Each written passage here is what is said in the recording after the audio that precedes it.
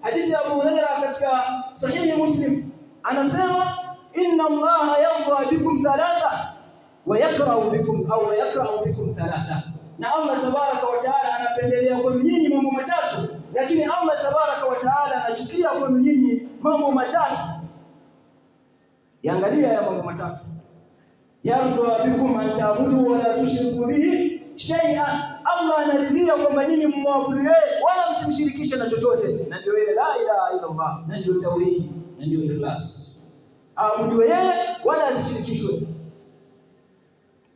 Lakini vile vile mshikamane na njia ambayo ni Allah tabaraka wa taala, wa taqasimu bihablillahi jami'an wala tafarraqu, na mshikamane katika njia ambayo ni Allah tabaraka wa taala kwa pamoja wala msifarikiane. Jambo la pili ambalo Allah tabaraka wa taala anaridhia kwa nyinyi.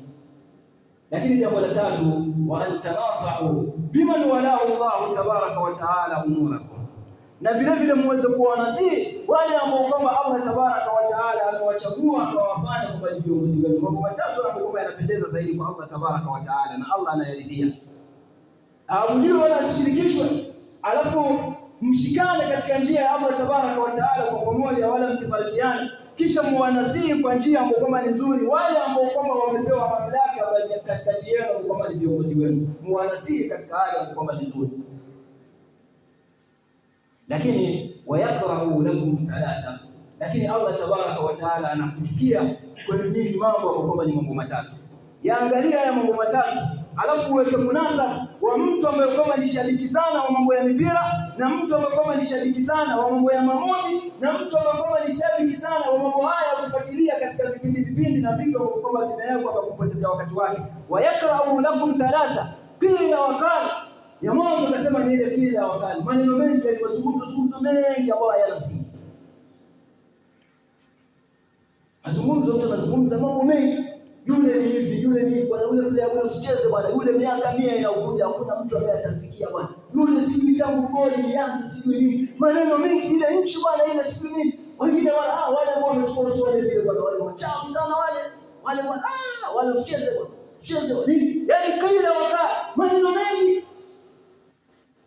Wakati tunaswali na kuuliza maswali mengi ambayo kwamba wanachuona naita kwamba ni maswali ambayo kwamba ni yatakanu, maswali ambayo kwamba hayana msingi wowote, hayajengi lolote, mpaka mtu akajiwekea bwana, unaona sasa hawa sio wametoka mahali fulani, lakini ile yao watachukua.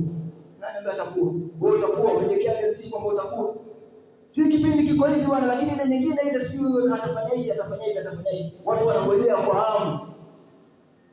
Na utongo na sulubukum, lau nyoyo zenu zingekuwa zimetwaidika kama anavyosema Uthman bin Affan, lamma shabitu bikalami rabbikum, msingeshiba wala msingetosheka kwa maneno ya Mola wenu ambao ni Qur'ani.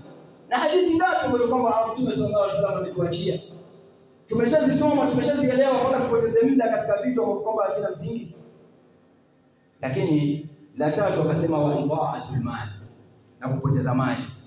Kuna mpira ambao unaangalia katika mandhari ya bure TV, stima ndio zinaenda, TV zimenunuliwa kwa bei, wengine katika sehemu ambazo wanaangalia kulipa ndio wafanye kuingia na gharama.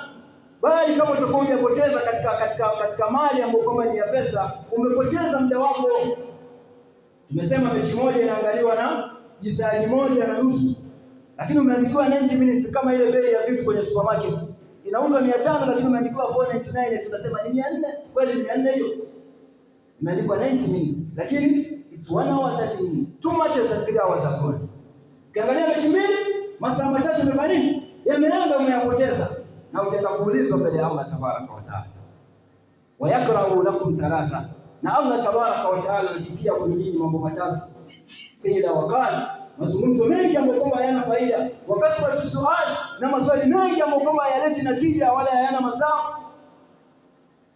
Wa idaatul mali, na kupoteza mali katika njia ambazo kwamba hazifai. Qultu ma sami'tu wastaghfirullah fastaghfiruhu innahu ghafurur rahim.